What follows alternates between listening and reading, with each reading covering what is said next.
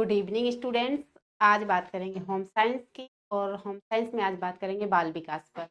बाल विकास की first class होगी। बात करेंगे स्टार्टिंग से बाल विकास कहाँ से की अवस्था कहते हैं और इस बात करेंगे कि अवस्थाएं होती हैं, यानी जन्म से पूर्व की कौन कौन सी अवस्थाएं हैं, जन्म के बाद की कौन सी अवस्थाएं, कौन कौन से इसमें विकास होते हैं, बात आज करते हैं। ठीक। जब बाल विकास की बात करते हैं तो यह सबसे पहले देखा जाता है कि बाल विकास कब से कब तक की अवस्था होती है। यानी पहले तो ये देखेंगे कि इसमें किसके विकास का अध्ययन हो रहा है। तो जैसा कि नाम से ही पता चल रहा है कि बाल यानी बालकों के विकास की बात की जा रही है। उनके उनके डेवलपमेंट पे, उनके आने वाले जो उसके नेचर में जो परिवर्तन होते जाते हैं, जो स्वभाव में परिवर्तन होते हैं, जो उनके शरीर में परिवर्तन होते हैं, जब इन सबको समझते हैं तो बाल विकास कहते हैं। तो यह कब से कब तक की होती है? तो गर्भावस्था से, यानी ये गर्भावस्था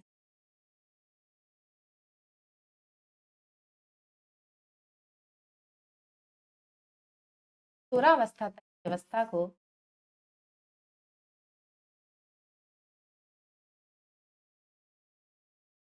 यानी गर्भ काल से, यानी गर्भ से लेकर किशोरावस्था तक की अवस्था को क्या कहेंगे? बाल विकास कहेंगे। अभी वर्तमान समय में मानव विकास की बात होने लगी है। तो मानव विकास में देखा जाता है, मानव विकास कब तक का होता है? तो जब मानव विकास की बात करते हैं तो ये कब से कब तक का होगा? यानी जन्म से, जन्म से मृत्यु, यानी जब तक व्यक्ति की मृत्यु नहीं हो जाती तब तक का अगर विकास देखे जाना है तो कब क्या होगा? ये मानव विकास। लेकिन अगर बाल विकास की बात करेंगे तो गर्भावस्था से लेकर किशोरावस्था तक होती है। फिर इसी में बात करते हैं कि ये कैसी प्रक्रिया है, कैसे मतलब कितना क्या वर्क करती है। ये सतत, यानी विकास जो होता है यह एक सतत चलने वाली प्रक्रिया है, यह कभी रुकता नहीं है। जैसे ही गर्भ धारण होता है, जो माँ के पेट में गर्भ धारण हो जाता है तब से विकास स्टार्ट हो जाता है और मृत्यु, यानी मृत्यु से पहले तक ही विकास चलता रहता है। वृद्धि एक अवस्था तक रुक जाती है, यानी किशोरावस्था तक वृद्धि है और इसके बाद वृद्धि रुक जाती है। राइट। तो ये कैसी प्रक्रिया है? सतत प्रक्रिया है।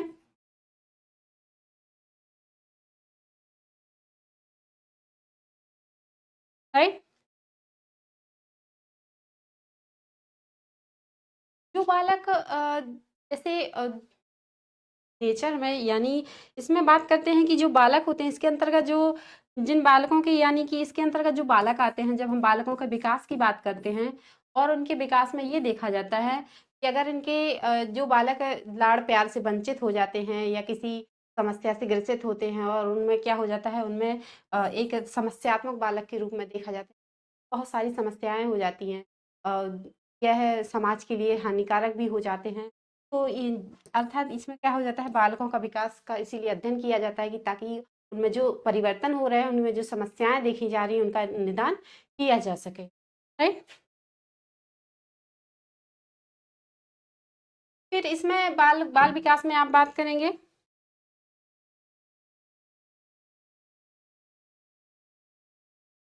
विकास की अवस्थाओं पर।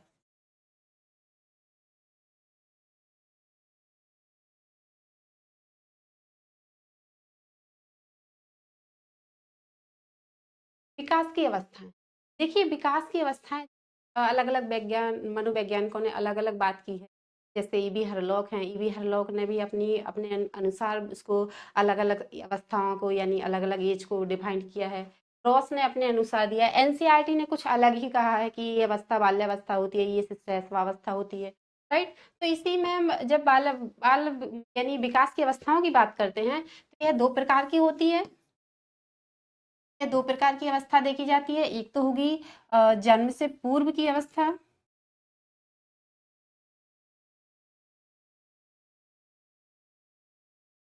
कैसी अवस्था है? जन्म से पूर्व की अवस्था। और दूसरी हो जन्म के बाद की अवस्था।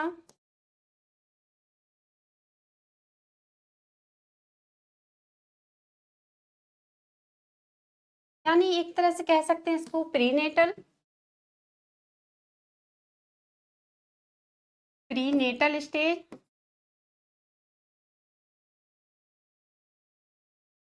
और ये होती है पोस्ट नेटल स्टेज।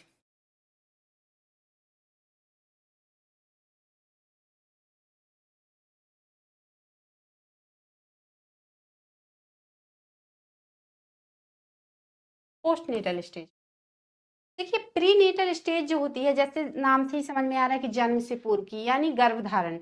जब जो हमारा जो ममा ओवम होता है और ओवम जो फर्टिलाइज हो जाता है, यानी निषेचन से लेकर वो जन्म से पूर्व, जब तक बेबी का जन्म नहीं हो जाता, इससे पूर्व तक की अवस्था को किस में रखा जाएगा?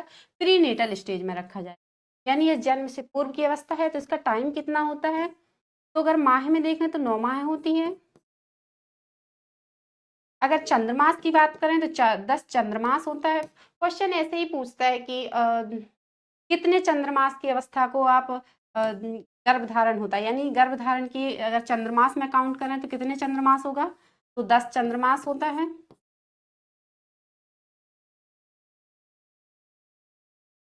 अगर दिनों की बात करें कि कितने दिन की होती है, तो लगभग यह 280 दिन की होती है। कितने दिन में होगी? तो ये लगभग 280 दिन की होती है। फिर इसमें बात करते हैं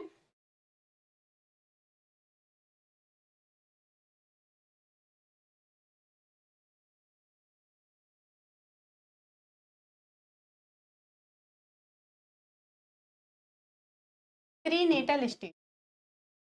प्रीनेटल स्टेज है जो, और इसको लॉक है, ये हरलॉक है, इन्होंने 2 भागों में बाँटा था कि एक जन्म से पूर्व की और एक जन्म से बाद की, यानी एक प्रीनेटल और एक पोस्टनेटल,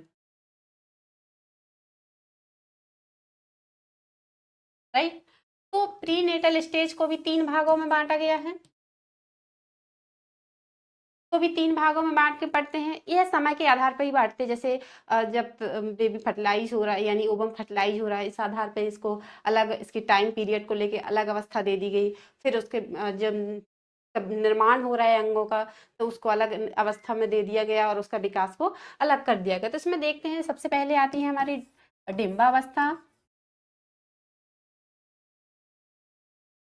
डिंबावस्था, इसी को एक नाम से और जानते हैं, जाइगोट के नाम से। जाइगोट भी कहते हैं। इसी को कहते हैं ओवम स्टेज।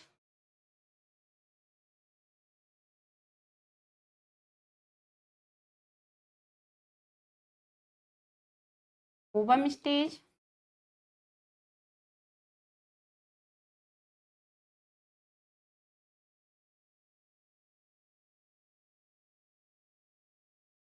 दूसरी जो अवस्था होती है रूढ़ावस्था।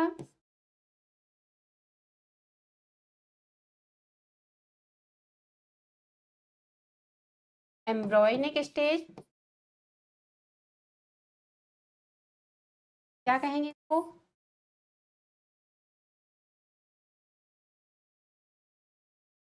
Embryonic stage.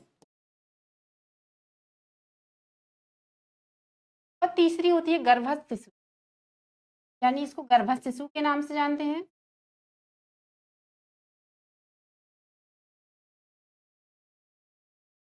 और इंग्लिश में इसको कहते हैं फीटस स्टेज। क्या कहेंगे? Foetus stage. अब इनका टाइम देखते हैं कि कितना टाइम होता है। इसका जो टाइम होगा जीरो, जीरो का मतलब होता है निषेचन से, जब निषेचन इसका हो जाएगा तब से लेके, जीरो से लेके 2 सप्ताह। 2 सप्ताह यानी 2 सप्ताह में लगभग 15 दिन ही आते हैं।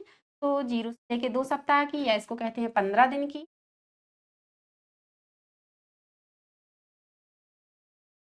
दिन में काउंट करें तो 15 दिन तक की होती है, राइट?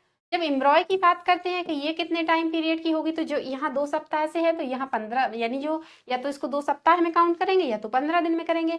तो 0 से, यानी निषेचन की प्रक्रिया से लेके कहाँ तक की होती है? यह 15 दिन की होती है।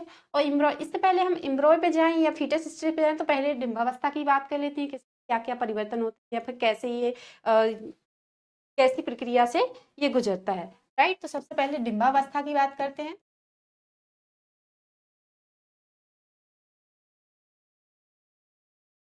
जब डिंबावस्था आई है तो देखा है, ये जो डिंबावस्था होती है, ये फर्टिलाइजेशन यानी निषेचन प्रक्रिया। तो सबसे पहले ये देखते हैं कि निषेचन प्रक्रिया कैसे होती है, निषेचन किस तरह से गर्भधारण होता है, यानी यह गर्भधारण से ही है। ज़ीरो का मतलब गर्भधारण से ही है, तो ये पहले ये देखेंगे गर्भधारण कैसे होता है। तो जो मम्मा की जो यानी फीमेल जो ओवरी होती है, उसका शेप लगभग कुछ इस तरह से होता है।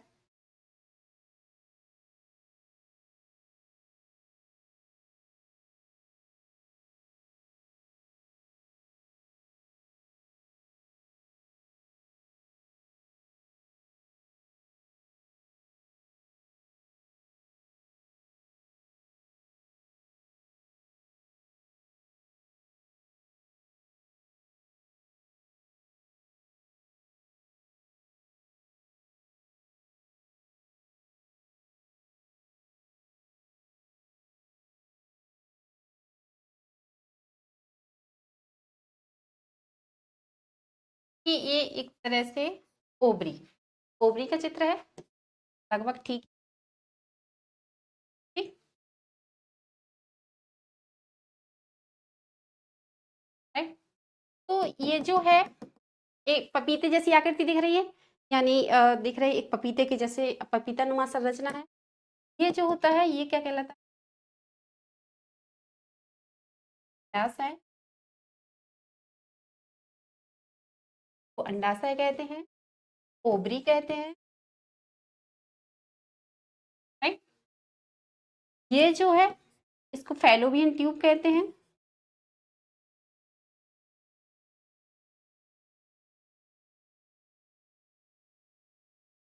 कि जब ओवरी की संख्या पूछे यानी ओवरी की कितनी संख्या होती है? 2 होती है। दोनों तरफ ओवरी होती है, राइट? ये फैलोपियन ट्यूब है और ये क्या है?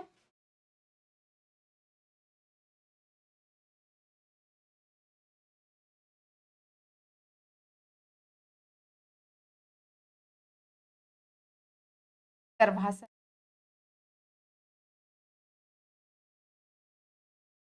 क्या है? गर्भाशय। यूटेरस भी कहते हैं। तो देखिए क्या होता है जब निषेचन प्रक्रिया से होने से पहले ये देखते हैं कि होता कैसे है। तो जो आपने जैसे पपीता देखा होगा और पपीते को कभी आप कच्चा पपीता लीजिए और उसको आप जब काटेंगे तो देखेंगे उसमें छोटे-छोटे जो बीज होते हैं सफ़ेद यानी उम, कच्चे बीज जो होते हैं सफ़ेद होते हैं। फिर उसी में आप देखेंगे कि थोड़ा कोई एक आध बीज है जो काला हो गया है या पक गया है। इसी तरह से हमारी जो ओवरी होती है, जो फीमेल की ओवरी होती है, वो भी एक बादाम के आकार की होती है और उसमें कच्चे बीज यानी कह सकते हैं जो अपरिपक्व अंडे होते हैं, ये अपरिपक्व अंडे होते हैं लेकिन हर महीने का मतलब है हर मासिक धर्म के दौरान एक अंडा परिपक्व होता है यानी एक ओवम परिपक्व होगा या तो इस ओवरी से हो सकता है या तो इससे हो सकता है, किसी एक ओवरी से 1 महीने में होता है। जब ये परिपक्व हो जाता है, परिपक्व होने का मतलब है एक ओवम इसमें से परिपक्व हुआ है, जो परिपक्व होगा वो रिलीज़ होगा तो जो फैलोपियन ट्यूब है जो हमारा इसका जो फैलोपियन ट्यूब है, जो डिंब वाहिनी जिनको कहते हैं, तो ये डिंब वाहिनी क्या करेंगे, इसको आकर्षित करेंगी अपनी ओर। जो परिपक्व होके जो अंडा निकलेगा क्या होगा, इसमें वो अपने अंदर एब्ज़ॉर्ब कर लेंगे, खींच लेंगे अपनी तरफ और ये धीरे-धीरे क्या करेगा, आगे बढ़ेगा। जब ये धीरे या तो इधर से हो सकता है या इधर से किसी एक तरफ से, तो आइए इधर देखते हैं। जब एक अंडा परिपक्व हो गया और इसमें इसने अपनी ओर आकर्षित किया, इसने खींचा और धीरे-धीरे क्या हुआ, ये बढ़ना शुरू हो गया। यहाँ एक जो बहुत सकरा सा दिख रहा है आपको मार्ग, ये बहुत ज़्यादा जो सकरा मार्ग है इसको एम्ब्यूला कहते हैं, एम्प्यूला कहते हैं। एम्प्यूला में जब तक ये इधर आता है तो जैसे ये फीमेल का ओवम हो गया, ये फीमेल का हो गया और मेल का इसी में स्पर्म अगर आ जाता है इसी टाइम में, तो इसकी स्पीड बहुत तेज़ होती है, बहुत ज़्यादा संख्या में होते हैं। कह सकते हैं कि ये करोड़ों की संख्या में होते हैं। तो कोई वो एक ही जो स्पर्म होगा जिसमें फर्टिलाइज़ हो जाएगा, इसके अंदर एंटर हो जाएगा और ये क्या होगा, निषेचन। इस यहाँ क्या हो गई एक प्रक्रिया हुई निषेचन की प्रक्रिया। कौन सी प्रक्रिया होगी इधर? निषेचन। तो देखिए अभी तक जो प्रक्रिया थी यहाँ से स्टार्ट यानी यहाँ से ओवम का बनना शुरू हुआ है। तो ये निषेचन की प्रक्रिया यहाँ से शुरू हो गई, कहाँ पे हुई है? अ, हमारे फॉलोपियन ट्यूब या डिंब वाहिनी में। पीजीटी में इससे क्वेश्चन पूछा गया था एक, पीजीटी में पूछा गया था इससे क्वेश्चन कि जो जहाँ फर्टिलाइज़ेशन होता है, जहाँ निषेचन होता है, वह भाग कौन-सा होता है? तो उसमें लिखा होता है कि डिंब वाहिनी या ओवरी या ओवम या यूटेरस इस तरह से लिखा हुआ था। तो सबसे पहले ये पता है कि हाँ, ठीक है, ये कहाँ होता है? तो ये एम्ब्यूला या फैलोपियन ट्यूब कहते हैं जिसको, या डिम्ब वाहिनी जिसको कहते हैं। तो यहाँ जब निषेचन हो गया, ये धीरे धीरे धीरे धीरे करके कहाँ आ रहा है, यूटेरस में आ रहा है, यानी गर्भाशय के अंदर आ रहा है, राइट। तो यहाँ निषेचन होने के बाद जब धीरे धीरे यहाँ आ रहा है, तो यहाँ एक एक लेयर होती है, ठीक, और यहाँ आने आने तक ये क्या होता है, यहाँ चिपक जाता है, एक लेयर होती है, एम्ब्रियोनिक कार्ड होती है, राइट। तो उससे क्या होता है, ये चिपक जाता है, एंडोमेट्रियम कार्ड से चिपक जाता है, राइट।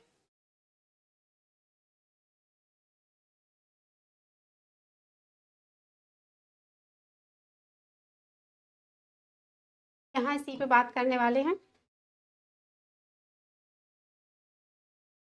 क्या कह रहे हैं, एक प्रक्रिया होती है ब्लास्टोलिसिस।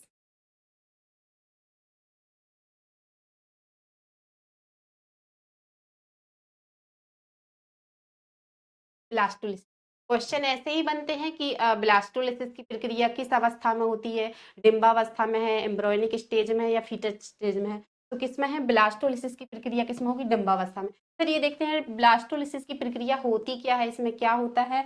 तो जो ओवम था, जो ओवम निषेचित हो चुका है, ये निषेचित ओवम है, और ये क्या कर रहा था, अभी आपने यहाँ देखा था कि जो फैलोपियन ट्यूब से आ रहा था, यानी यहाँ से आ रहा था, तो यहाँ जो यहाँ से लेकर यूटेरस तक आने तक, यानी इसकी तरह से जो संरचना थी, यहाँ जो स्थापित होने तक, जब यहाँ से यहाँ तक आने में उसको टाइम लगेगा, 0 से लेके यहाँ तक आने में कितना दिन लग जाएगा, 15 दिन लग जाएंगे उसको आने में। तो इसी बीच में उसके क्या होता है, इसमें विभाजन प्रक्रिया हो जाती है, यानी एक ओवम है, इसमें एक कोशिका है, एक कोशिका, एक ओवम की कोशिका है, एक स्पर्म की कोशिका आ गई। अब ये दोनों जब कनेक्ट होती हैं, तो इसमें क्या होता है, विभाजन शुरू हो जाता है। विभाजन किस तरह से होता है, 1 से 2 बनना सीधा, 1 से 2 कोशिकाएं बन जाती हैं, 2 से 4 हो जाती हैं, 4 से 8 हो जाती हैं। इस तरह से क्या होता है, इसमें विभाजन शुरू हो जाता है। विभाजन जब इसमें शुरू हो जाता है, तो ये कौन सी प्रक्रिया कहलाती है, ब्लास्टोलिसिस की प्रक्रिया, जिसमें क्या हो रहा है, कोशिकाओं का विभाजन हो रहा है, राइट। तो फिर जब इसमें कोशिकाओं का विभाजन होता है, विभाजन को प्रक्रिया को क्या कहा गया है, ब्लास्टोलिसिस की प्रक्रिया कहा गया है। फिर इसी में एक क्वेश्चन, एक टर्म, ये शब्दावली आती है, प्रत्यारोपण। प्रत्यारोपण, तो प्रत्यारोपण क्या होता है, किस अवस्था में होता है, डिम्बावस्था में ही होता है। किसको कहते हैं, देखिए जब आपने यहाँ देखा कि जो ओवरी थी,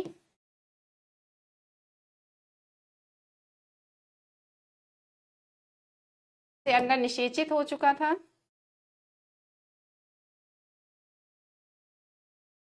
और यहाँ से जब निषेचित था, जो जाइगोट, अब इसका नाम जाइगोट पड़ गया है, और जब यहाँ से यहाँ तक आने में उसको 15 दिन लग गए, और इसी में कौन सी प्रक्रिया हुई, में ब्लास्टोलिसिस, यानी विभाजन भी हुआ इसका, यानी ये गतिमान अवस्था थी, ये गति कर रहा था, धीरे धीरे चल रहा था, और यह इसी में विभाजन हुआ, तो ये ब्लास्टोलिसिस की प्रक्रिया हुई। लेकिन यही एंडोमेट्रियल जो कार्ड, यानी गर्भाशय की एक लेयर होती है, आंतरिक लेयर होती है, और उसी में आके ओवम क्या होता है, प्रत्यारोपण, यानी चिपक जाता है, अपने आप को स्थापित करता है। और यह अगर इसमें एंडोमेट्रियल कार्ड से चिपकता है, तो इसको क्या कहेंगे, प्रत्यारोपण की प्रक्रिया, जो किसमें होती है, डिम्बावस्था में होती है, राइट। किसमें होती है, डिम्बावस्था में होती है। इसमें फिर आगे बात करते हैं कि इसका आकार कितना होता है, यानी डिम्बावस्था में जब जो ओवम होता है, उसका आकार कितना होता है, तो 0 से लेके 1 mm तक होता है, राइट। 0 से लेके 1 mm तक होता है इसका। और इसी में देखिए लिंग भी निर्धारण हो जाता है, यानी वह क्या होगा, लड़की होगी कि लड़का होगा, जब उसके जो उसके क्रोमोसोम्स हैं, जब उसके जीन्स मिलेंगे, तो वो निर्धारण कर देंगे कि क्या होगा, लड़की होगी या लड़का होगा। ये भी क्या किसी अवस्था में निर्धारित हो जाएगा, इसी अवस्था में निर्धारण हो जाएगा। और इसके साथ साथ इसमें और क्या होगा, यानी जो अनुवांशिक रोग होते हैं, जैसे जो आपने अनुवांशिक रोग का मतलब होता है अपने माता पिता या अपने दादा दादी, नाना नानी, जो अपनी पीढ़ी से, एक पीढ़ी से लेकर दूसरी पीढ़ी में जो रोग आ जाते हैं, उनको क्या कहते हैं, अनुवांशिक रोग कहते हैं। और अनुवांशिक रोग जब एक पीढ़ी से जाते हैं, अगर इसका निर्धारण होता है तो किस अवस्था में होता है, डिम्बावस्था में, यानी जब ये फर्टिलाइज हुआ है, तभी इसमें क्या हो गया है, अनुवांशिक रोगों का भी निर्धारण हो गया है, राइट। इसी में फिर ये भी निर्धारण हो जाता है कि बच्चे की संख्या कितनी होगी, तो बच्चे की संख्या का निर्धारण किस अवस्था में है, डिम्बावस्था में। लिंग का निर्धारण किस अवस्था में होता है, डिम्बावस्था में होता है। और इसमें अनुवांशिक रोग किस में होते हैं, तो इसी अवस्था में होते हैं, राइट। चलिए आगे बात करते हैं हम भ्रूणावस्था पर।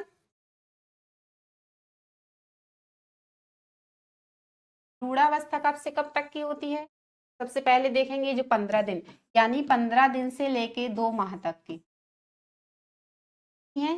2 माह सप्ताह में काउंट करें तो 2 सप्ताह से 2 सप्ताह से 8 सप्ताह तक की।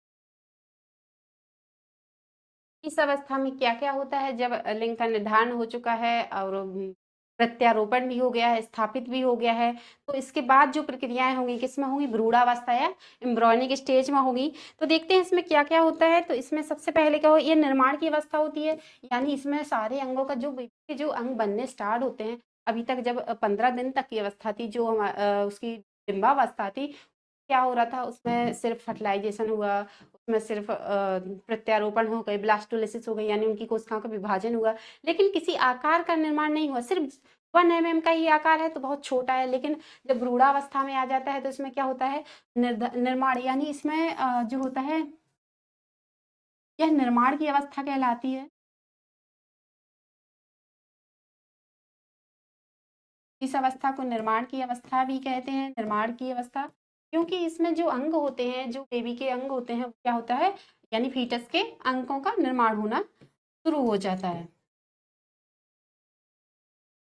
अब अंगों में जैसे पाचन तंत्र है, उसके तंत्रों का निर्माण हो जाता है, पाचन तंत्र हो गए, उसके फेफड़े, उसका लीवर, उसके जो यानी एक बेसिक स्ट्रक्चर जो होता है, वो किसमें निर्माण हो जाता है? भ्रूणावस्था में। तो निर्माण की अवस्था पूछे कि निर्माण की अवस्था किसे कहा गया है? ऑप्शन में वही दिए होंगे डिंबावस्था, भ्रूणावस्था, फीटस स्टेज तो किसमें किया जाता है निर्माण का अवस्था? यानी निर्माण होता है भ्रूणावस्था या डिंबावस्था में, राइट? फिर बात करते हैं आगे कि और क्या होता है इसमें शुरू हो जाता है। देखिए निर्माण क्या होता है शुरू हो जाता है, कंप्लीट नहीं हुआ है, बस शुरू हुआ है। शुरू में बेसिक स्ट्रक्चर बनना शुरू हो जाता है, ठीक। फिर जो सिर का क्षेत्रफल है और पहले यानी क्या होता है कि जब जैसे ये फीटस है,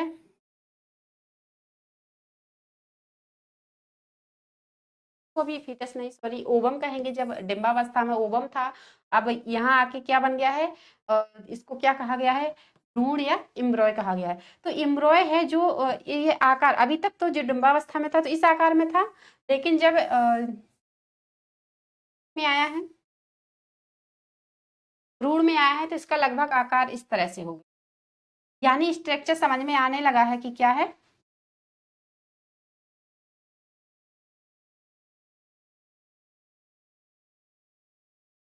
कि सर भी बन रहा है और धड़ भी बन रहा है। तो जो सर होता है, सर का विकास पहले यानी सर के क्षेत्र का जो निर्माण होता है सबसे पहले शुरू होता है और धड़ का बाद में शुरू होता है। तो पूछे कि सर का विकास कब होता है और धड़ का कब होता है, तो सबसे पहले किसका विकास होता है? सर का, यानी जो सर होता है उसका जो हेड वाला क्षेत्र होगा, सर वाले क्षेत्र, सर के क्षेत्र का विकास पहले होता है और बाद में धड़ का विकास होता है, राइट। फिर आगे बात करते हैं कि जो भ्रूण है इसमें क्या होता है, भ्रूण का घूमना शुरू हो जाता है, यानी भ्रूण इसमें क्या करता है?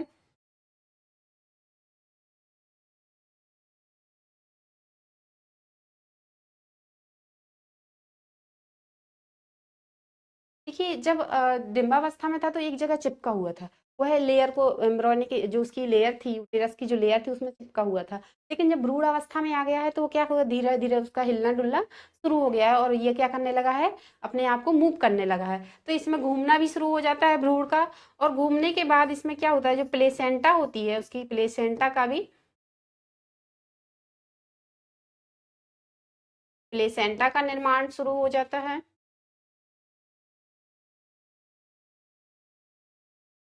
प्लेसेंटा के बाद नाभिनाल,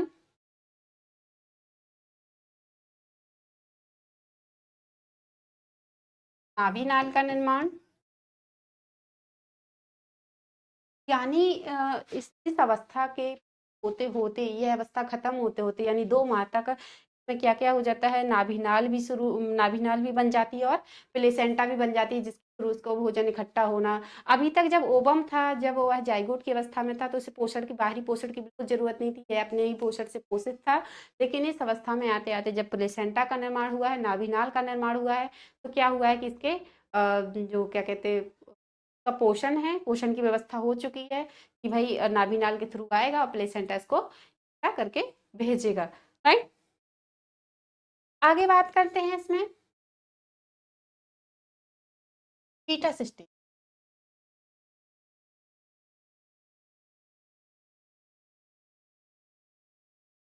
फीटस स्टेज इसको गर्भावस्था कह रहे हैं,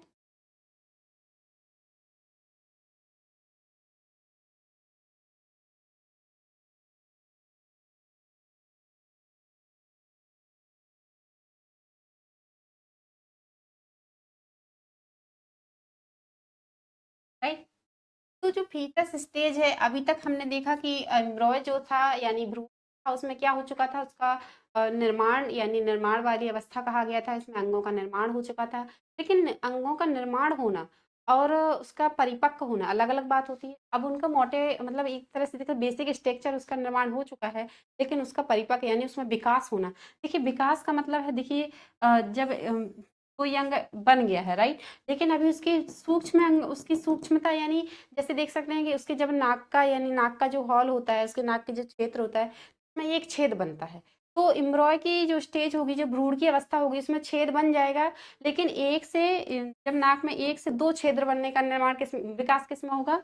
तो फीटस स्टेज में होगा। इस तरह से देखते हैं कि यह कैसी अवस्था कहलाती है? विकास की अवस्था कहलाती है, यानी इसमें विकास शुरू हो जाता है, तो विकास की अवस्था कहा जाता है।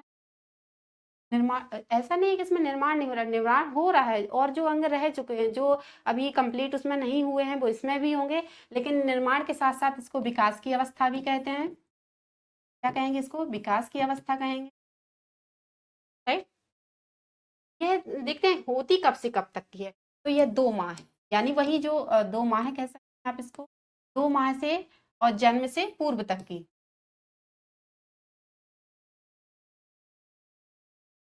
जन्म से पूर्व यानी जन्म लेने से पूर्व तक की जो अवस्था होगी क्या होगी?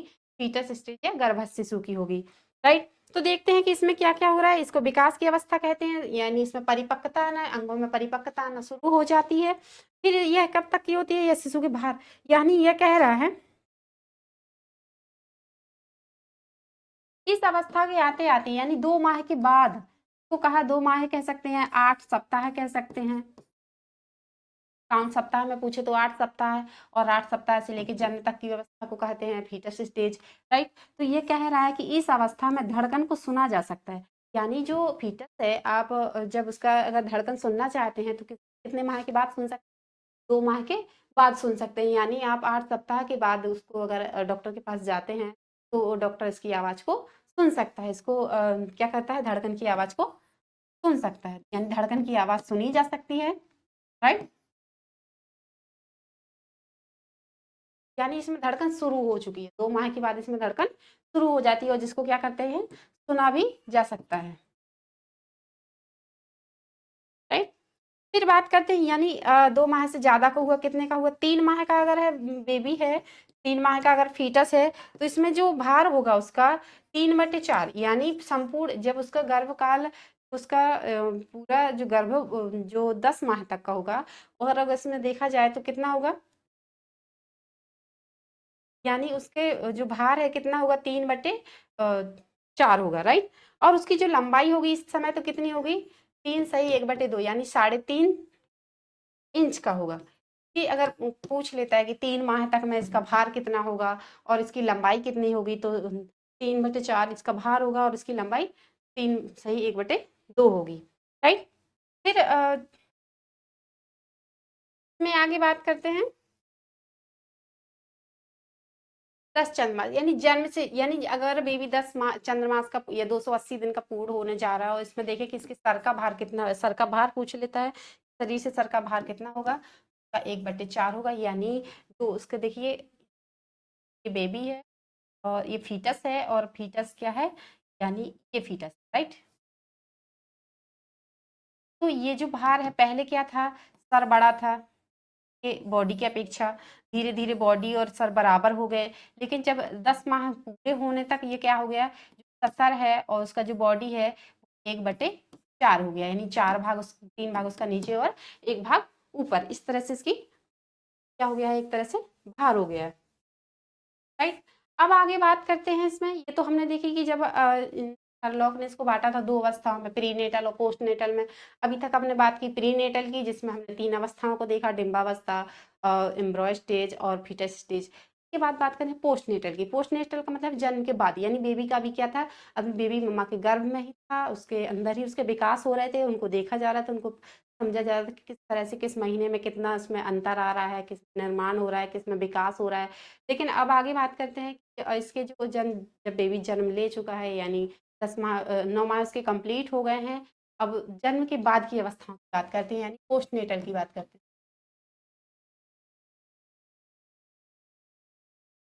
क्या बात करें, पोस्टनेटल या जन्म के बाद की स्टेज। इसको भी 2 भागों में बांट के पढ़ते हैं।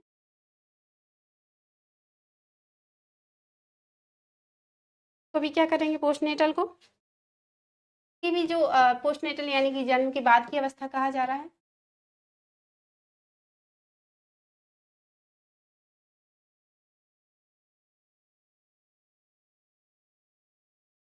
जन्म के बाद की अवस्था, राइट। तो इसमें देखते हैं क्या क्या होता है। इसमें होता है सबसे पहले शैशवावस्था।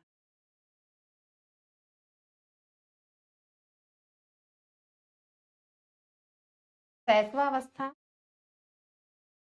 बाल्यावस्था,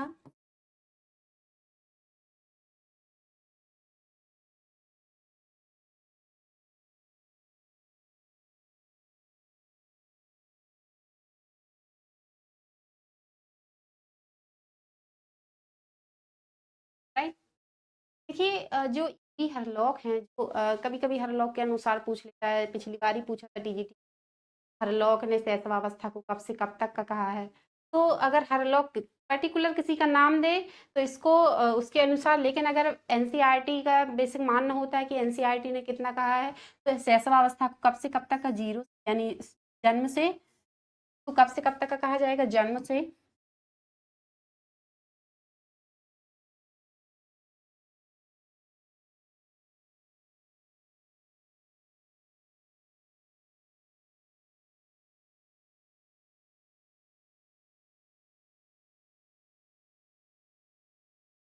2 वर्ष की।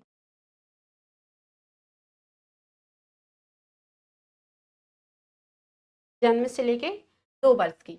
अगर इसी को हरलॉक कह रहे हैं तो क्या कह रहे हैं, हरलॉक के अनुसार देख लेते हैं, फिर बाद में देखते हैं एनसीईआरटी के अनुसार। तो जब हरलॉक ने इसको कहा तो क्या कह रहे हैं, इन्होंने इसको 2 भागों में बांट दिया। इन्होंने कहा कि एक होता है अ, यानी शैशवावस्था इसको कहा है, तो जिसको कह दिया है इन्होंने, क्या कहा है, नवजात शिशु कहा है।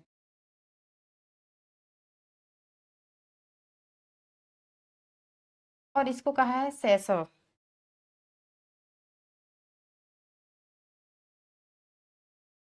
शैशवावस्था, राइट। तो देखिए इन्होंने नवजात को कहा है। अब देखिए इनके अनुसार नवजात को कहा, लेकिन इनने कहा कि 0 से लेके और 2 यानी 2 सप्ताह तक की, 0 से लेके 2 सप्ताह तक की जो अवस्था होगी क्या होगी, नवजात की अवस्था, नवजात शिशु कहलाएगा ये, नवजात शिशु कहलाएगा। अब इसको देखते हैं कि किस तरह से इसको डिफाइन किया है, क्या क्या क्या इसमें अवस्था, राइट।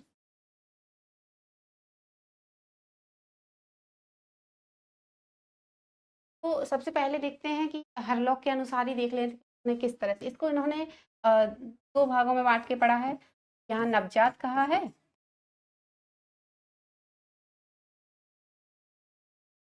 और आगे देखते हैं।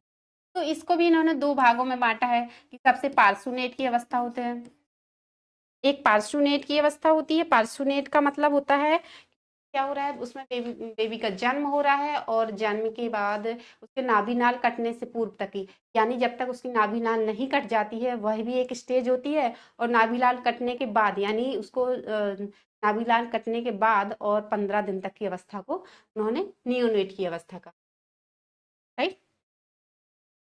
पार्सोनेट और नियोनेट।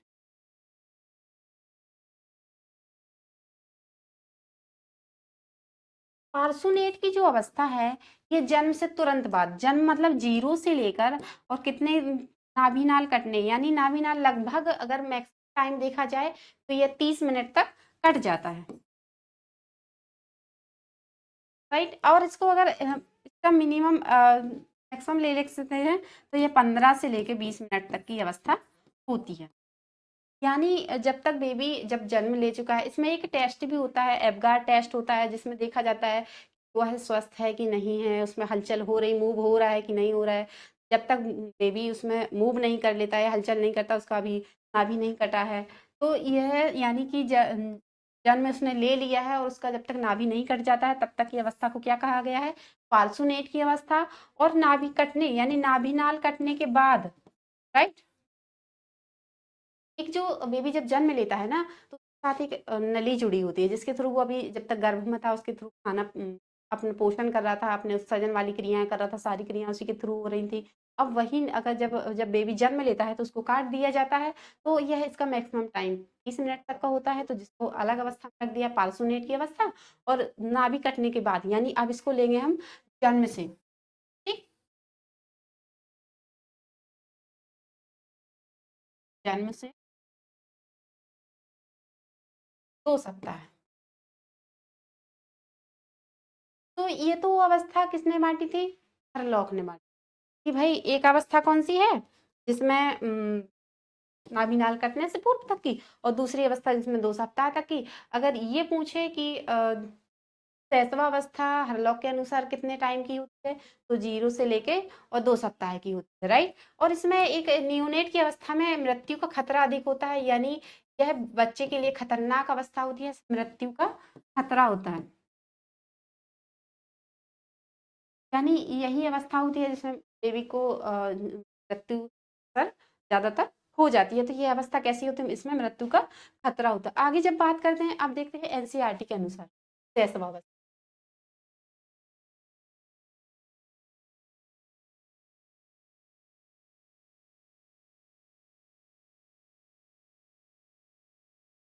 प्रसवावस्था जब एनसीईआरटी ने कहा तो इसने कहा कि जन्म से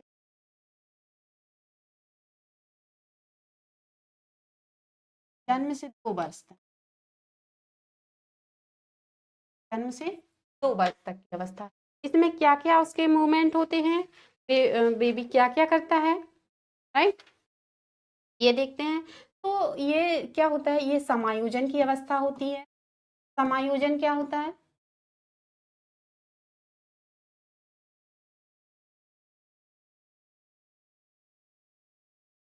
समायोजन की अवस्था यानी क्या कह रहा है?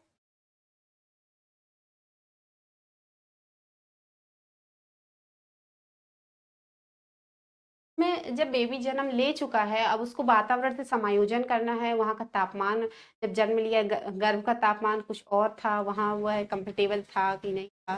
लेकिन अभी क्या हुआ, उसको वातावरण में समायोजन करना है, अपने आप को चमक, उसने अभी तक चमक से रूबरू नहीं था, अब रोशनी से भी रूबरू, चमक से, कलर से भी रूबरू हो रहा है। तो उसको इस समय क्या करना होता है? एक समायोजन बैठाना पड़ता है। तो ये कैसी अवस्था होती है? समायोजन की अवस्था होती है। यह पूर्णतः आश्रित अवस्था होती है, यानी इसमें बच्चा जो होता है पूर्ण आश्रित होता है,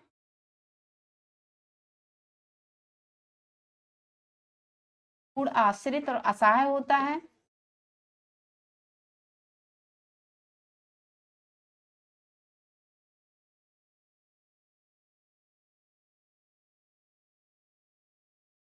अभी वह अपने आप से कोई काम नहीं कर सकता, वह उसको खाना भी होगा तो भी मम्मा खिलाएगी, यानी वह दूध भी पिएगा तो दूसरे के थ्रू, वह कुछ भी कर रहा है तो दूसरों के थ्रू कर रहा है, यानी पूर्णतः दूसरों पर आश्रित है और असहाय है इस समय की इस अवस्था में, राइट? फिर आगे बात करते हैं कि और क्या-क्या देखा जाता है इसमें, तीव्र गति, यानी इस अवस्था में अधिक तीव्र गति होती है। तीव्रता के साथ क्या होता है? तीव्रता के साथ इसमें क्या होता है? वृद्धि होती है, वृद्धि और विकास होता है।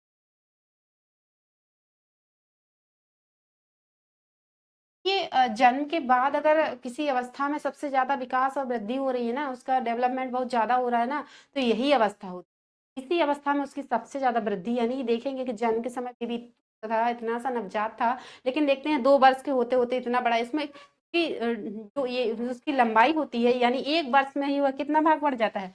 अपनी उम्र का 3 गुना लंबाई, यानी भार उसका कितना हो जाता है? 3 गुना हो जाता है। ऐसा किसी और अवस्था में नहीं देखा जाएगा, थोड़ा बहुत बाद में बढ़ता है, इसकी गति पर नियंत्रण आ जाता है, लेकिन इस अवस्था में वृद्धि भी सबसे सर्वाधिक होती है और इसमें विकास भी सर्वाधिक होता है, राइट?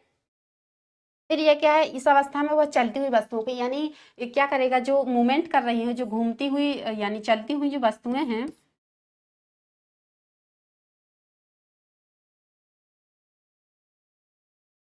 पर फ़ोकस करता है।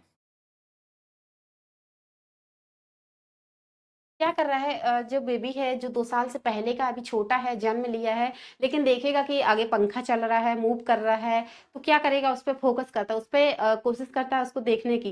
कहीं अगर कोई चीज़ जा रही है, कुछ हो रहा है, तो उसको मूव करता है, जबकि स्थापित जो वस्तु रखी हुई है, उसको फ़ोकस ना करके और चलती हुई वस्तु पे ज़्यादा ध्यान आकर्षित करता है बेबी, राइट? फिर आगे बात करते हैं कि इसमें जो शैशवावस्था में जो बालक होता है, वो क्या करता है, सबसे पहले जब छोटा है, जब नवजात ही है, तब वो क्या कर रहा है, सबसे पहले अपनी आवाज़ पहचानने की कोशिश, ना तो वो पहले उस अपने मम्मा का रंग पहचानता है, ना तो वह शकल चेहरा पहचानता है, सबसे पहले क्या पहचानता है? आवाज़, यानी सबसे पहले वह आवाज़ को कनेक्ट करता है अपने आप से, आवाज़ पहचानने की कोशिश करता है। धीरे-धीरे वह माँ का चेहरा पहचानने लगता है और कि वो चेहरे को पहचानने लगता है, राइट? 6 माह के आते-आते वो 6, यानी जब बेबी 6 माह तक, देखिए अभी आप देख रहे थे कि वह सबसे पहले उसने क्या किया था, माँ की आवाज़ से ही समझ समझ जाता था कि, राइट?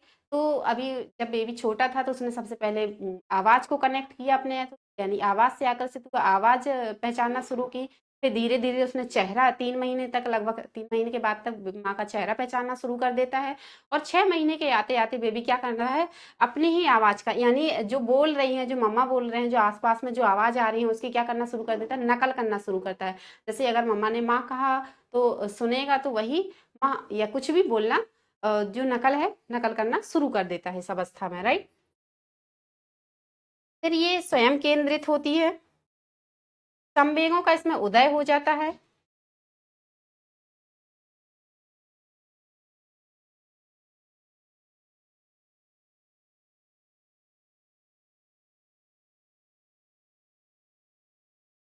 इसी अवस्था में उसके संवेग दिखाई देने लगते हैं। संवेग का मतलब जैसे उसमें हर्ष, उसमें खुशी, अगर उसको कोई खिला रहा है, उसकी मम्मा के पास पहुँचा है, जिसको नहीं पहचानता था उसके पास है, तो वो रोना शुरू कर देता है, ये भी एक संवेग हो गया उसका।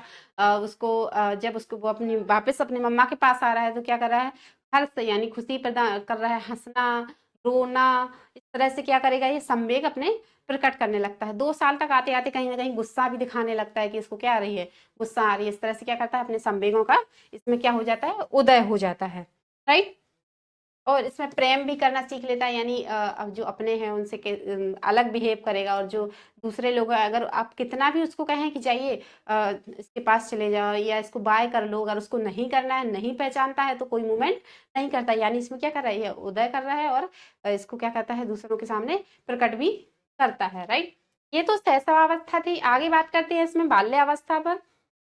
देखिए बाल्यावस्था,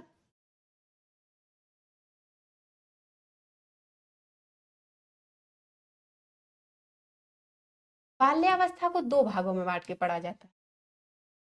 सबसे पहले ये देखते हैं कि होती कब से कब, तो 2 वर्ष से, 2 वर्ष से 12 वर्ष तक,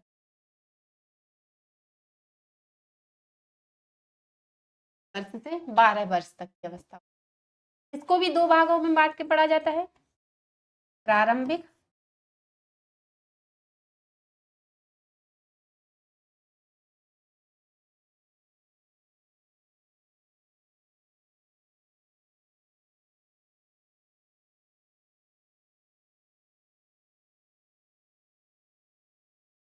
और उत्तर बाल्यावस्था। देखते हैं प्रारंभिक बाल्यावस्था कब से कब तक की होती है, उत्तर बाल्यावस्था कब से कब तक की होती है। तो जब प्रारंभिक की बात करते हैं तो 2 वर्ष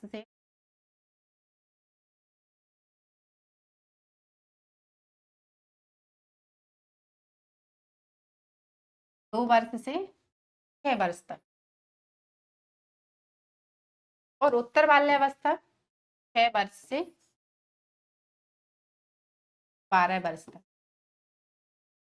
6 से, कहीं इसको 6 से भी मानते हैं और कहीं 5 से भी, 5 से 12 है, फिर यहाँ 2 से, राइट। देखते हैं कि इस अवस्था में बालक में क्या क्या मूवमेंट, क्या वो क्या समायोजन कर रहा है, कैसे खेल कर रहा है, क्या कर रहा है, राइट। इस अवस्था में देखते हैं। तो इसमें जब देखा कि यह क्या होती है, इसको एक नाम से जानते हैं, अगर इसमें इंग्लिश में देखा तो अर्ली चाइल्डहुड कहते हैं इसको। इस अवस्था को क्या कहते हैं? Early childhood.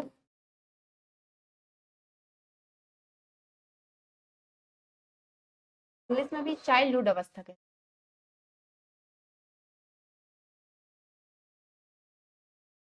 चाइल्ड बाल्यावस्था या चाइल्डहुड। तो इसको अर्ली चाइल्ड, प्रारंभिक है तो इसको अर्ली कहेंगे, और ये क्या है, उत्तर है तो इसको लेट चाइल्डहुड।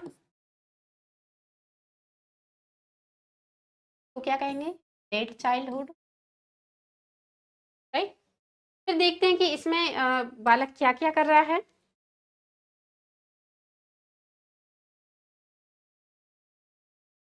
प्री स्कूल, यानी यह एक पूर्व बाल्यावस्था है। पूर्व शालेय, यानी यह अभी स्कूल जाने से पहले की अवस्था है। कैसी अवस्था है? पूर्व शालेय अवस्था। अगर पूछे, क्वेश्चन पूछ ले तो पूर्व शालेय अवस्था कब से कब तक की होती है, तो 2 से लेके 6 वर्ष तक की होती है। इसमें बच्चा क्या कर रहा है, पूर्व शालेय यानी स्कूल जाने से पूर्व का है। अभी ये कहाँ जा रहा होगा, प्ले सेंटर में जा रहा होगा, राइट। 2 साल तक बच्चा लगभग प्ले सेंटर में जाता है। और स्कूल की अवस्था कहा जाए तो किसको कहा जाएगा, लेट चाइल्डहुड को, स्कूल की अवस्था, राइट। इसको जिज्ञासा प्रवृत्ति की अवस्था कहते हैं।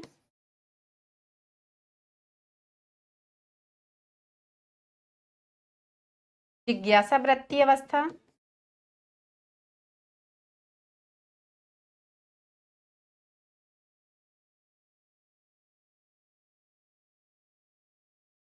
तो एक समस्यात्मक भी कहते हैं।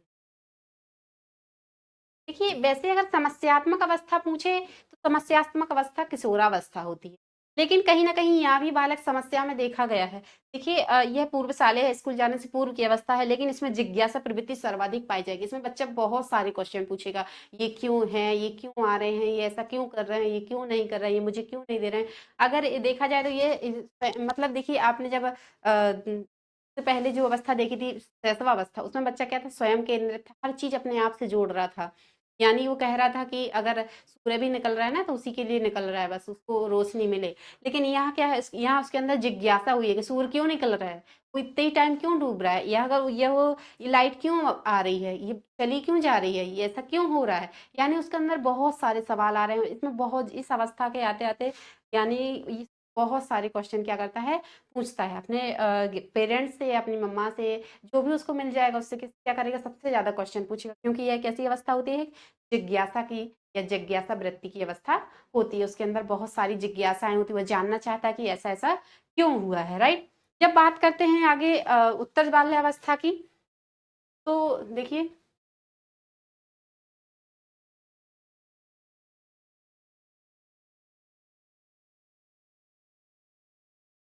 जब उत्तर बाल्यावस्था की बात करते हैं तो इसमें क्या होता है, इसको लेट चाइल्डहुड भी कहते हैं, लेट चाइल्डहुड भी कहेंगे, अर्ली यानी स्कूल एज भी कहते हैं उसको। क्या कहते हैं, स्कूल एज। इस एज में बच्चा स्कूल जाना शुरू कर देता है, उसका स्कूल अवस्था भी कहलाती है, यानी स्कूल जाना प्रारंभ कर दिया। जब आप देख रहे थे अभी पहले कि अर्ली चाइल्डहुड, वह खिलौनों की अवस्था भी कहा जाता है। क्वेश्चन अगर ऐसे पूछता है कि खिलौनों की अवस्था किसको कहा गया, तो अर्ली चाइल्डहुड को, क्योंकि इसमें जो होता है बच्चे खिलौने इकट्ठे करता है, उसको खिलौनों की जरूरत होती है खेलने की। लेकिन जो उत्तर बाल्यावस्था होती है, इसको खेल की अवस्था कहा गया है। क्या कहा गया है, खेल की अवस्था।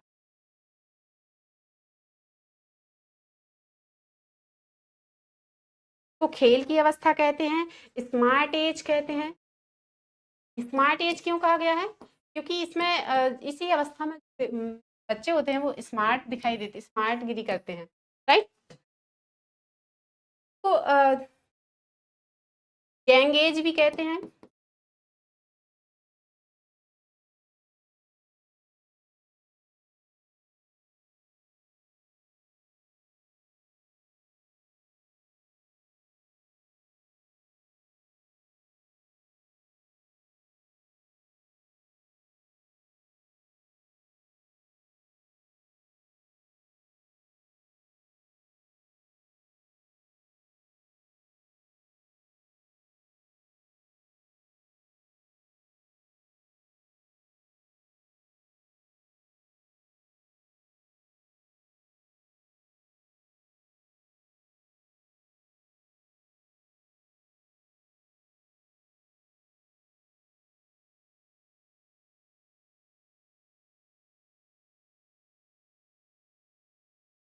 देखिए इसमें देखते हैं, यह इसमें बच्चा क्या करता है, समूह बनाना शुरू कर देता है, यानी इसको गैंगेज कहा गया है। यानी इसमें क्या कर रहा है कि अपने ही जो दोस्त हैं उनकी एक समूह बनाएगा, एक गैंग बना लेता है और उसको गैंगेज कहा जाता है। इसका लगभग कहीं ना कहीं ये लीडरशिप भी करता है। लीडरशिप आगे देखा जाता है किशोरावस्था में, लेकिन यहाँ वह अपने दोस्तों का एक समूह बना के चलता है, राइट। फिर इसको क्रेन एज कहते हैं। क्रेन एज का मतलब सारस की क्या होती है, इस समय अधिक लंबाई अधिक बढ़ रही होती है। अभी अभी तक बालक जो था क्या था, उसकी लंबाई और उसकी मांसपेशियों दोनों में एक जैसा विकास हो रहा था, वो इतना नहीं लंबा हुआ था। लेकिन इसको क्रेन एज इसलिए कहा जाता है क्योंकि लंबाई सर्वाधिक, यानी इसकी लंबाई इसी एज में सबसे ज्यादा देखी जाती है। उसके जैसे हाथ पैर हैं तो वह एकदम लंबे होने के कारण पतले दिखाई देंगे, तो इसको क्रेन एज या साहस क्या कहते हैं, इसको सारस की अवस्था कहते हैं। क्या कहेंगे, सारस की अवस्था।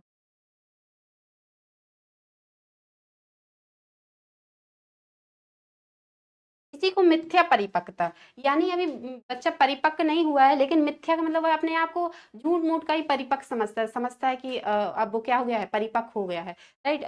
तो इसको क्या कहते हैं, मिथ्या परिपक्वता की अवस्था कहते हैं, राइट। नैतिक विकास का प्रारंभ हो जाता है इसमें। तो नैतिक विकास यानी ये समझने लगता है कि हमें किसको सम्मान देना है और किसको नहीं देना है। जैसे अगर उसके कहीं सामने से कहीं जा रहा है और उसके कहीं कोई टीचर मिल जाते हैं तो वहाँ प्रणाम कर लेना। अगर कोई बाहर से आया है उसके घर में तो क्या करता है, तुरंत उसको नमस्ते करना। तो यह क्या होती है, एक नैतिकता, यानी वो नैतिक कार्य शुरू कर देते। जबकि यह क्या कर रहा था, अभी जब शैशवावस्था में था, 2 वर्ष तक का बालक था, उसमें नैतिक अभाव था, कोई नैतिकता नहीं थी। वह चाहे वो कोई भी हो, अगर उसको सामने से अच्छा नहीं लग रहा है तो पता चले उसको थप्पड़ ही मार देगा, यानी उसमें नैतिकता का क्या था, अभाव था। लेकिन बाल्यावस्था में आते आते क्या होती है, नैतिकता की अवस्था देखी जाती है, वह नैतिक कार्य शुरू कर देता है।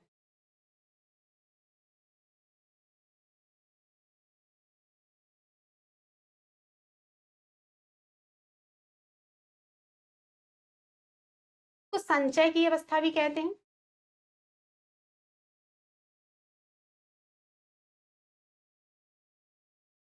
संचय की अवस्था क्या कहते हैं, संचय कहें या स्टोरेज, इसमें बालक क्या करता है, स्टोर करना, यानी बहुत सारी चीजों को क्या करता है, इकट्ठा करना शुरू कर देता है। जैसे उसे क्या करेगा, कोई चीज जैसे मान लीजिए आप लोग भी जब छोटे होंगे तो आपने भी देखा होगा कि बहुत सारे खिलौने हो गए या फिर कोई चीज जैसे किसी चीज को इकट्ठा कर लेना।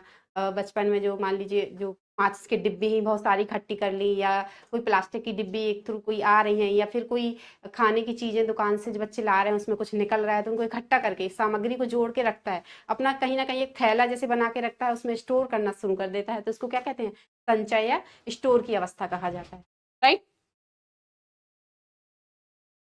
समलिंगी या एक अवस्था, एक नाम से और जानते हैं इसको, होमोसेक्सुअल। होमोसेक्सुअल।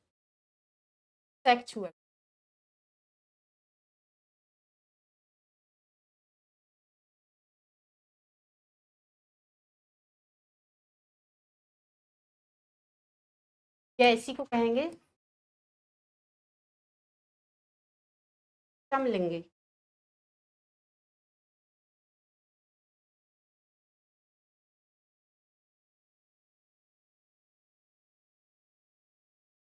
होमो या समलिंगी अवस्था क्यों कहा गया है? क्योंकि इसमें बच्चा क्या करता है, अभी देखिए अब इस एज के 2 से जब 6 से 12 वर्ष के जो बच्चे होते हैं, इससे पहले जब प्री अवस्था में थे यानी प्रारंभिक बाल्यावस्था में थे, तो क्या थे, लड़के लड़की एक साथ बैठे हुए थे, उन्हें कोई फर्क नहीं था कि मेरे पास बगल में गर्ल बैठी है या बॉय बैठा है, कोई फर्क नहीं पड़ रहा था। लेकिन 6 वर्ष के बाद क्या करता है बच्चा, देखता है कि अरे नहीं, मेरी बेंच पर तो मेरा दोस्त ही बैठेगा, गर्ल्स अलग बैठेंगी। वो डिफाइन करते हैं कि ये अलग हैं और हम अलग हैं। होमो का मतलब है कि यह समलिंगी, अपने समान लिंग को ही अपने पास कनेक्ट करता है। दोस्त भी रखेगा, अपनी गैंग भी बनाएगा ना, तो अपन उसमें क्या करेगा, अपने ही समान लिंग को, यानी अगर बॉय है तो बॉय को ही इकट्ठा रखेगा, बॉयज के साथ ही खेलेगा, बॉयज को ही अपने ग्रुप में रखेगा, और गर्ल्स है तो गर्ल्स को ही। और अगर कोई बॉयज में आ जाता है तो कहेंगे अरे नहीं, तुम नहीं, ये सिर्फ गर्ल्स का ही एरिया है, यहाँ गर्ल्स बैठेगी, ये बैच सिर्फ गर्ल्स की है। यानी ये क्या करते हैं, अपने समान लिंग को क्या करते हैं, प्रायिकता देते हैं, राइट। इसलिए इसको क्या कहा गया, समलिंगी अवस्था कहा गया है, राइट। चलिए इसके बाद आगे बात करते हैं, ये हमारी उत्तर बाल्यावस्था कंप्लीट है। आगे बात करते हैं किशोरावस्था।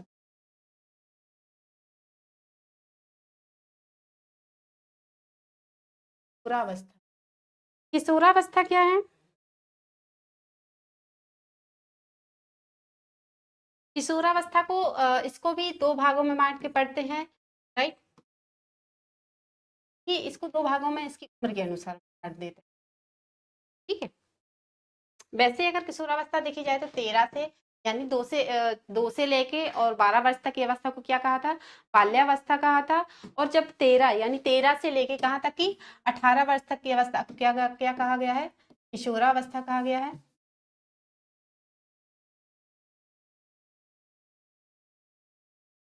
राइट। जब इसकी बात करते हैं तो इसको टीन एज भी कहते हैं, क्या कहते हैं इसको, तो टीन एज के नाम से जानते हैं। टीन एज क्यों, 14, 13, 14, 15, 16, 17, 18, यानी सारे टीन आ रहे हैं, तो इसको क्या कह दिया गया है, टीन एज भी कह दिया गया है, राइट। आगे इसको सुनहरा काल भी कहते हैं, सुनहरा काल भी कहते हैं। सुनहरा काल क्यों कहते हैं, क्योंकि आज आप लोग भी देखते हैं ना, गोल्डन एज, सबसे अच्छी अवस्था क्या थी, किशोरावस्था, क्या कहेंगे, गोल्डन एज,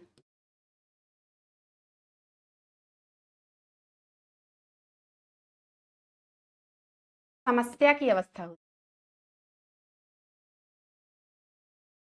समस्या की अवस्था, बहुत सारी समस्याएं इसमें,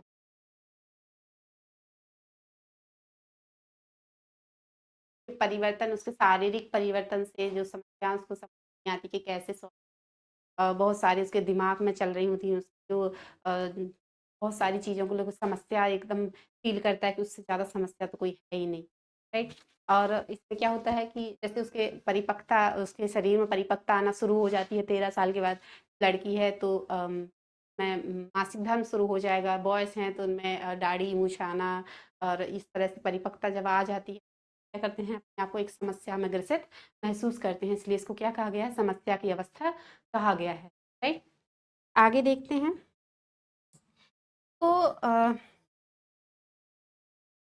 तनाव की अवस्था कहा जाता है, तनाव की अवस्था,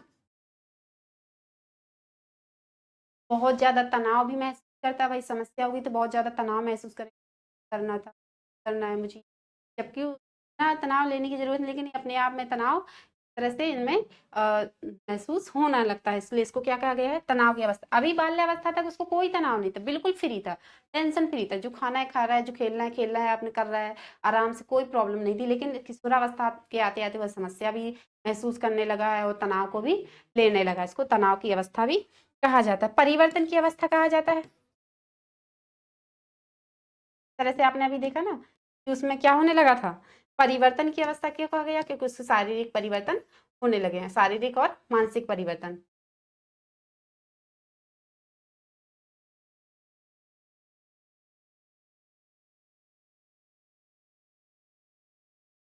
इसी अवस्था में प्रौढ़ जीवन की तैयारी करता है, इसी में ना आत्मनिर्भरता की अवस्था कहा गया है। देखिए पूर्ण वृद्धि की अवस्था भी इसी को कहा गया है, यानी किशोरावस्था के लास्ट तक, यानी 18 वर्ष तक होते होते वृद्धि कंप्लीट हो जाती है, यानी मैक्सिमम वृद्धि कब तक होती है, किशोरावस्था तक, तो इसको पूर्ण वृद्धि की अवस्था भी कहा जाता है। क्या कहा जाता है,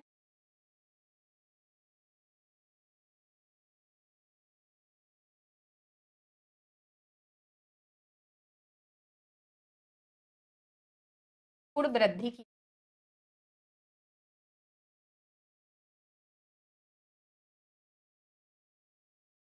गुण वृद्धि की अवस्था, यानी इस एज तक आते-आते क्या हुआ, उसकी वृद्धि एकदम कंप्लीट हो गई, राइट?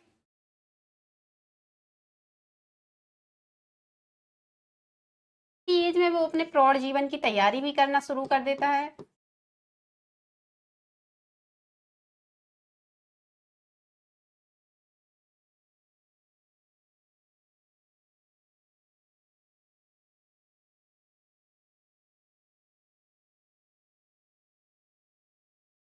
अभी क्या है, आपने एकदम बेसिक तौर पे देखा है, राइट? और इसमें एक एक स्टेज देखी जाती है नैसर्गिक की, राइट? तो कहते हैं एज ऑफ ब्यूटी।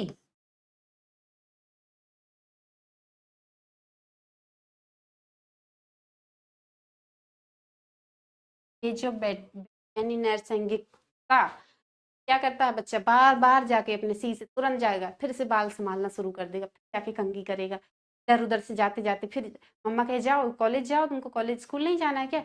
हाँ हाँ जा रहा है, फिर भी बाल संभाल रहा है, फिर देख रहा है, फिर कंघी कर रहा है, यानी जितना मैक्सिमम टाइम कहाँ दे रहा है, अपनी ब्यूटी पे, अपने शीशे को जाके तुरंत फिर निहार रहा है, खुद से प्रेम कर रहा है उस टाइम, राइट? तो क्या कहेगा, ब्यूटी, एज ऑफ ब्यूटी भी कहा गया है, राइट? आत्मनिर्भरता की अवस्था होती है।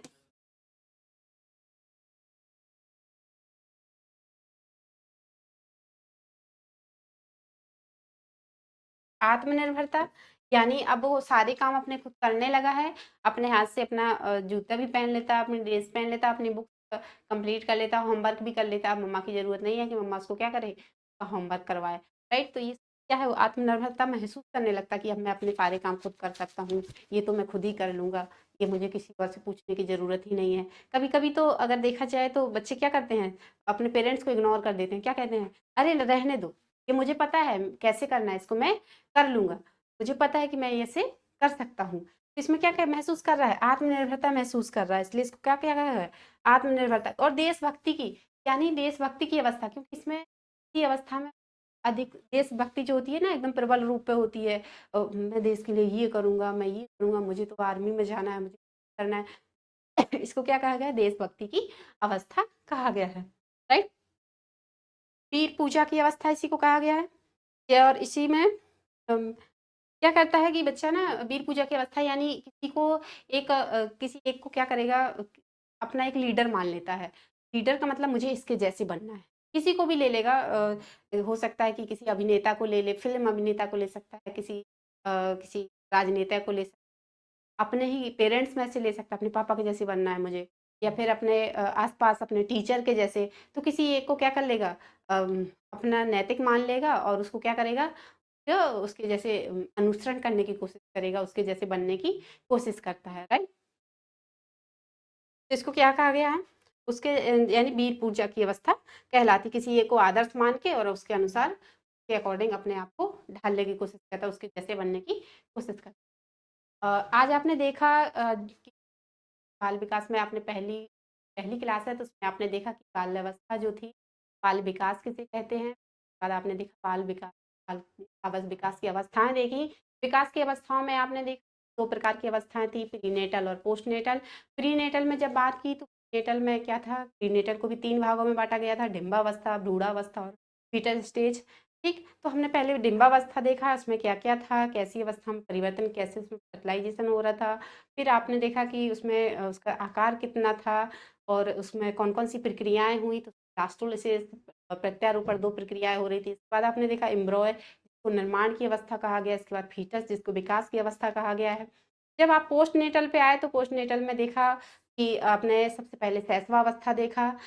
में आपने हरलॉक के अनुसार भी देखा कि हरलॉक ने इसको 2 भागों में बाँट के पढ़ा था, कि एक पार्श्वनेट की अवस्था होती है और एक नियोनेट की होती है। हरलॉक ने इसको 2 भागों में इस तरह से बाँटा था कि पहले कह दिया, एक होता है यानी कि शैशव नवजात शिशु होता है, जो 0 से लेके यानी जन्म से लेके 15 दिन का होता है, और दूसरा इन्होंने कहा कि शैशव काल होता है जो 15 दिन से लेके 2 वर्ष तक का होता है। इस तरह से हरलॉक ने अपने अनुसार इनको वर्गीकृत किया था। लेकिन वहीं आप अन्य वैज्ञानिकों के अनुसार, या एक जो बेसिक होता है, जो एनसीईआरटी जिसको अभी मान्यता दी ही जा रही है उसी के अकॉर्डिंग जो क्वेश्चन होते हैं उनको क्या किया जाता है, सही माना जाता है। तो उसमें देखा गया कि सबसे पहले शैशवावस्था 0 से लेके 2 वर्ष तक की थी, उसमें क्या-क्या बच्चे में परिवर्तन होते हैं, कैसे किस अवस्था को क्या कहा गया है, इस तरह से देखा आपने कि पार्सोनेट कौन-कौन, पार्सोनेट में कितना टाइम होता है, नियोनेट में कितना होता है, बच्चा स्वयं केंद्रित होता है, सारी चीज़ें अपने आप से जोड़ के रखता है, राइट? इसके बाद आपने देखा बाल्यावस्था, बाल्यावस्था को भी आपने देखा 2 वर्ष से लेके 12 वर्ष तक की थी, तो 2 भागों में बाँट के पढ़ा, प्रारंभिक बाल्यावस्था और उत्तर बाल्यावस्था। प्रारंभ बाल्यावस्था में क्या था? प्रारंभ बाल्यावस्था जो हमारी 2 वर्ष से लेके 6 वर्ष तक की जो प्री स्कूल थी, जिसको प्रारंभिक बाल्यावस्था कहा गया था, उसमें क्या-क्या परिवर्तन थे, जिज्ञासा की अवस्था थी, बहुत सारी चीज़ें उसमें आपने देखी। फिर इसके बाद देखा आपने उत्तर बाल्यावस्था में गैंग एज कहा गया है उसको, और बहुत सारी स्टोरेज एज कहा गया है, बहुत सारी चीज़ें आपने इसमें देखी। इसके बाद आपने देखा किशोरावस्था, 13 वर्ष से लेके 18 वर्ष तक की। इस तरह आपने आज विकास की एक मोटे तौर पर एक तरह से विकास की अवस्थाओं को देखा है। Thank you so much and so much, all the best.